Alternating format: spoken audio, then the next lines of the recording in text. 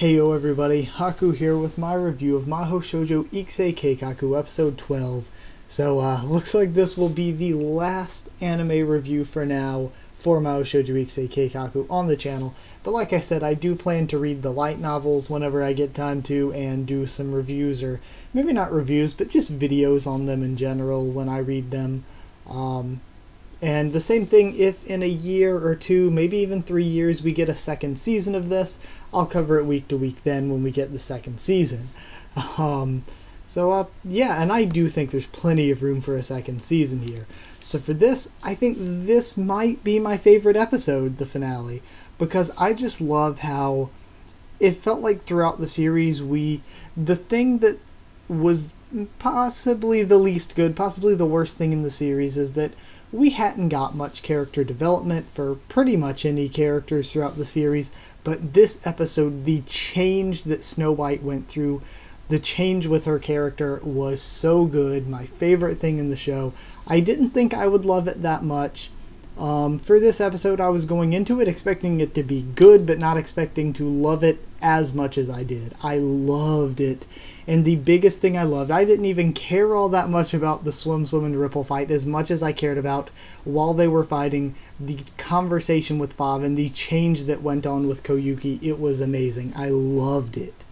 So let's go ahead and talk about this episode part by part for a little bit. And then at the end, I'll go ahead and say here that usually for the final episode of any anime, when I'm covering it week to week, I will throw in a section after I review the episode and kind of just give my thoughts and score on the anime as a whole, so I'll be doing that here as well. But yeah, this episode part by part, we have the Snow White transformation at the beginning and a really beautiful OST. I loved the OST for the beginning scenes, and Koyuki just cannot take it anymore. This whole killing people thing, not doing what magical girls should be doing thing is really, really taking a toll on Koyuki. And then we see Ripple meeting Swim at the dam, and she's wearing Top Speed's coat for the feels, of course. So Fav then tells Koyuki about the scouting department that he is a part of, trying to find new magical girls, and about the world of magic, and explains that Cranberry was the master for this test, and the winner of a test, or the one who passes a test, can either join the world of magic as a magical girl, or can be the master of the next test. Now, Fav also finally admits that he is trying to kill Swim because she sucks. She just is not a good master. She has a couple screws loose. And also he wants Ripple to die so that Snow White can become the master because he sees her as the best candidate for it. Swim is fighting Ripple throughout this entire conversation, of course, and the fight's pretty nice. I didn't really like it as much as I like the Ripple versus Calamity Mary fight, or the Calamity Mary against Hardcore Alice fight, but I still like this. It was a pretty good fight. And the master also gets to decide the rules of the test. And Fav was the one who sort of kind of manipulated Cranberry and decided to make the test, instead of losing your memories, you would actually die. Because he was doing it before Cranberry finally won and passed her test. So he was the one that did this to her and then continued to have her do it to other magical girls. And he wanted to make the stakes higher, make it life and death, so that they could find even better magical girls, ones that were willing to risk their life for this. So Cranberry killed everyone in a couple of past tests. Fav says that they had tried this a few times before, but Cranberry ended up losing it and killing everyone. And also just Snow White's change, the way she gets pissed at Fav, the way she says, okay, I'm ending this, I'm gonna stop this game from going down. I loved it. Man, Snow White's change was so good, and it made me love the character a million times more. So then Swim gets hit by lightning, and I am like, what luck, what freaking luck is this, as Pedro from One Piece would say, what fortuitous luck. That was very, very lucky for Ripple. So then Ripple gets cut and loses an arm, and she flash bombs, flash grenades, Swim to send her back into her human form, and then once she is back in her human form, she stabs her to death while crying, and that was a very emotional scene too, very well done. Again, one of the cooler death scenes, I feel. Then when Snow White shows up, it seems as though Ripple is dead, and I'm like, I'm not expecting her to die. I was expecting if anyone lives the whole time, it's Ripple. So I would have been very, very surprised if she was actually dead. And I thought she was for a moment. I was like, really? They're going to kill her like that? I mean, Ripple isn't even my favorite character, as you'll see when I make my favorite character vid. But I was like, come on, they cannot kill her like that. So then Snow White refuses to be named the winner, and she says that she can hear Fav's worries, which is the coolest use of her power. I loved this.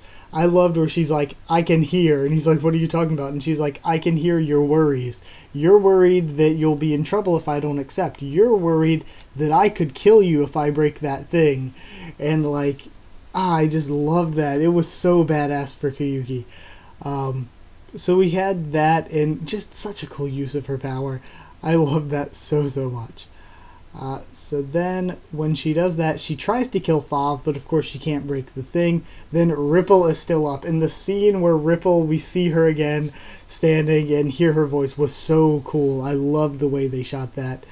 And then, of course, it was Snow White had the luck of the rabbit's foot. So we hear Snow White, then we actually hear Fav's voice worrying about Ripple actually being able to destroy the thing and kill him. So Snow White then, instead of like standing back, instead of saying no killing or anything, she pretty much says, don't listen to him, do it. She's like egging Ripple on to kill Fav, and I loved that. So then she kills him, and we see that all the girls are talking, and the game is gone. The game is no more, and Koyuki has been missing for 6 months. Then we see Ripple reading on her phone where Snow White has been saving people from terrorists and the like around the world ever since the game ended. So I really love that as well. And we have the fight and just a beautiful ending. I thought the ending was so good and so fitting, and I love where we left off. So for this episode as a whole, best episode yet for me. I love the character development. This episode felt like it had the most connection and development for characters, and it had the most heart put into it feels.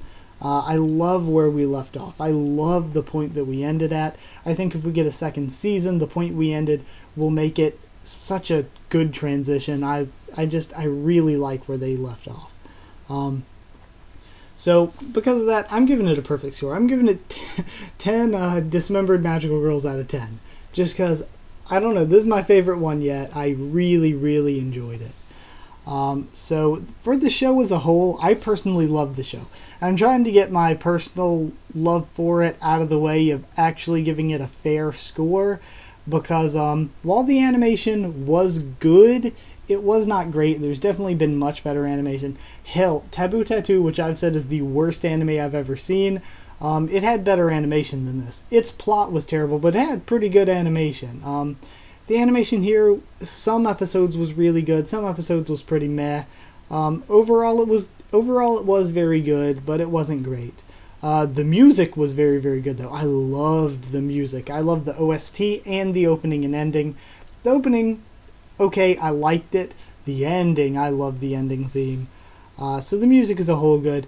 I think it was a bit predictable. That's the biggest complaint I'm seeing from people is that it was pretty predictable what was going to happen from episode to episode. And the biggest problem for me, and I've seen a lot of people talking about this as well, the biggest problem for me personally is there was very little character development. And going into the whole predictable thing again, you knew if you saw a flashback from a character, they were likely dying that episode. We would only develop them when they were going to die, which is a common cliche kind of trope. There were a lot of common cliche kind of tropes, but I think it handled them well. It didn't feel like it overused anything. I just felt like it was overall a good story.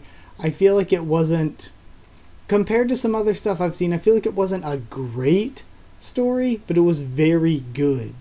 And that's the best way I can describe that. And the biggest problem, of course, was the character development. It just seemed like, And again, this may be a product of only having 12 episodes to adapt this into, and we had to rush it a little bit. I think that was probably the issue there.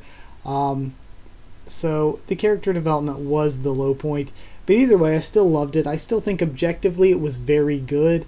So being very good, I'm gonna give it 8.5.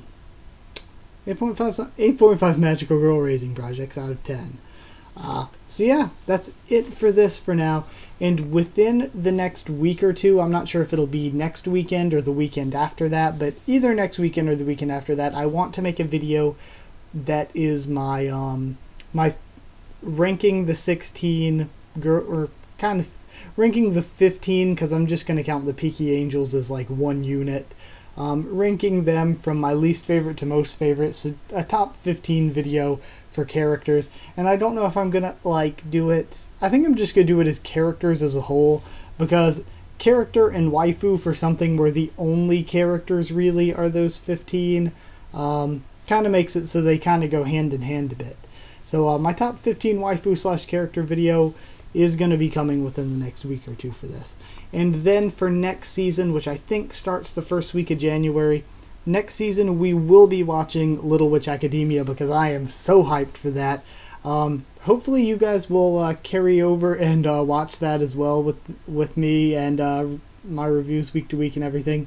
I'm so excited for that. The animation looks beautiful. It looks amazing for a TV show. Little Witch Academia just looks so good. It is probably the anime that I think I've been the most excited for the channel. So I'm really hyped for that, and I hope you guys would be interested as well. And I'm thinking maybe Youjo Senki as well. You guys have recommended a bunch of stuff that I've checked out, but Youjo Senki is the only other one that I'm like, you know, it could end up being bad, but it could end up being a kind of pretty good story. So I think I might start out trying that. I might start out reviewing Little Witch Academia and Youjo Senki. And if I end up not liking Youjo Senki, or if you guys say, we don't really like it, then I'll just drop that and only do Little Witch Academia so that I can focus more on other stuff instead of that extra Youjo Senki video every week. Yeah, and I guess that's all I've got. Wow, that was a really quick video. I was expecting this to go on a bit longer. But either way, I hope you guys enjoyed this video. I'm probably going to, at the very end, I'm going to throw in like some sort of, because during the middle of this review, my door opened by itself and I like freaked out and got totally off track. So I'm probably just going to not edit that out. Well, I'm gonna edit it out of the actual review and throw it at the end of this, just as like a blooper reel or something. I don't even freaking know. But yeah, just because I was so thrown off track by that, I could not even get focused back on continuing my thought. So I think that'd be pretty funny to throw at the end. But either way, hope you guys enjoyed the video. Like if you did like the video, comment down there and tell me what you thought of my thoughts on the show, on the episode, and what you thought of the episode, what you thought of the show. Very interested to see. Subscribe for a bunch more anime and more Mario Shoujo Weeksei Keikaku probably, and then the stuff I said next week, and a ton of other things on the channel. Follow on Twitter if you want as well. I'll try to keep you updated there as best I can for stuff on the channel. That is it, so thank you once again for watching, and I'll see you all next time. Then Fav actually tells Koyuki about the scouting creepy fucking door opening by itself. That scared the shit out of me. Hold on. Gotta compose myself. I don't know if I'm cutting this out or not, so if I don't cut this out, that's what's going on. Whew, that scared the shit out of me. Hold on. So we've got, oh man, I totally lost my train of thought. I'm gonna have to redo that sentence. So Fav ends up telling Koyuki about, I can't do it. So Fav ends up telling, fuck, why can't I read this? That fucking door opening by itself threw me off that much. And for those of you that don't know, that happens occasionally. Like, my door will freaking open or some crazy shit like that will happen. And, oh man, I save the video files where shit like that happens, but just so, like, I don't know if I'll edit it together one day and just make a video of just my door opening and me getting scared shitless by it. Yeah, I don't know why it happens. Okay, let's get back into this. Okay, Straight face, back into it.